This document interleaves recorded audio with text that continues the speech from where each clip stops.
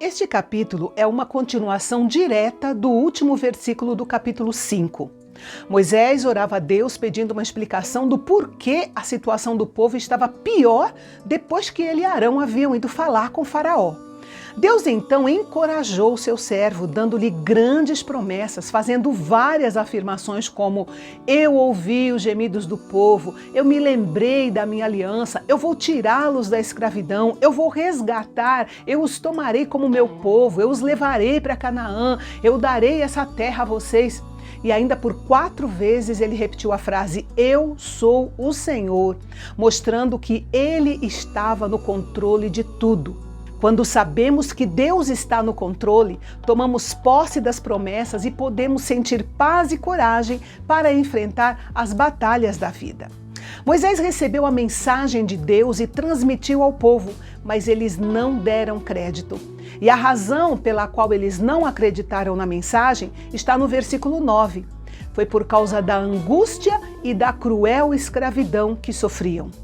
Realmente é quase impossível ouvir a voz de Deus quando vivemos a vida constantemente sufocados pela agitação do dia a dia e consumidos pelas nossas demandas pessoais, pelos nossos sofrimentos pessoais. São situações que falam tão alto que acabam sufocando a voz de Deus no nosso coração. E agora, aqui está Moisés, desprezado por Faraó, desacreditado pelos hebreus. Deus então me disse que voltasse ao palácio e confrontasse o Faraó novamente. Moisés mais uma vez teve dúvidas e disse ao Senhor: se o povo de Israel não me escuta, por que Faraó me escutaria? E além do mais, eu não tenho facilidade para falar. Mas Deus não queria lidar outra vez com isso. Arão estava ali para suprir essa parte da fala de Moisés. Eles deveriam ir dizer aos israelitas e ao faraó, rei do Egito, que tinham ordem de Deus para tirar os israelitas de lá. Nós temos aqui um grande princípio da vida cristã. Veja que Moisés continuava não se sentindo apto para a tarefa que Deus lhe havia dado. Você e eu também não somos aptos para a tarefa que o Senhor nos deu, incluindo a tarefa de evangelização dos povos. Mas isso é irrelevante, porque o que precisamos mesmo é confiar e obedecer a Deus. Se Ele disse vá, nós vamos, e Ele fará aquilo que está fora do nosso alcance. Ele irá completar aquilo que, pela nossa limitação, nós não pudermos fazer. No restante do capítulo, nós temos uma genealogia. Essa genealogia não está registrada aqui por acaso. A função dela é preservar a história particular de Moisés e Arão, como aqueles por meio de quem o Senhor tirou Israel do Egito, e também os filhos de Arão, que se tornariam o início de uma linhagem sacerdotal em Israel. É também uma forma de lembrar que Deus havia preparado Moisés e Arão para esse momento da história do seu povo de Israel. O nascimento deles na família de Jacó foi parte da providência divina para isso. Rúben era o primogênito de Jacó, depois veio Simeão e depois Levi, o antepassado de Moisés e de Arão.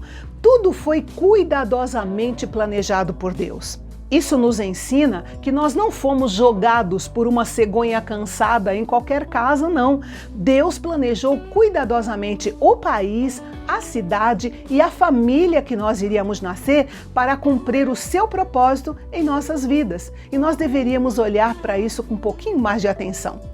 Enfim, uma das principais lições que devemos aprender nesse capítulo é que a vida espiritual não depende de uma vitória em um golpe único. Não, pelo contrário.